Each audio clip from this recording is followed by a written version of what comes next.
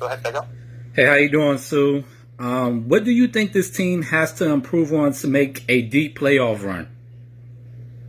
Probably just a level of consistency. I think we showed signs of a championship team. And, the difference between those teams that kind of separate themselves is the consistency in the play.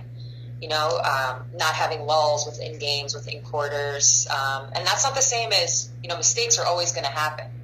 So you have to be able to play through those as well. But I think just having lulls at different points in the game is something that we can improve on.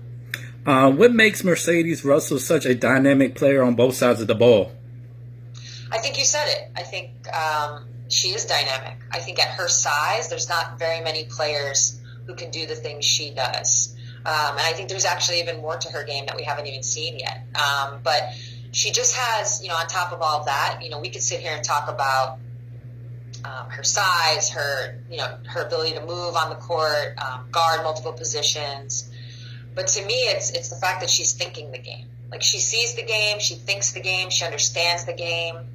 And that, I think, goes a long way with how she plays within our team, how she's seemingly in the right spot at the right time, setting the right screen at the right time, making the right play, right pass. She just has a high IQ. And, you add that on top of all of the other things we just talked about, and I think that's what makes Mercedes special. And my last question is, what was that experience like meeting President Biden?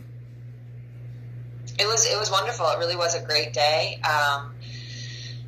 I said it was a beautiful day outside the White House, and it ended up being a once in a lifetime experience inside. Obviously, it's been well documented that he kind of went rogue on the plans and took us to the Oval Office and showed us some things that you don't necessarily get to see on a typical White House visit. So it made it really special.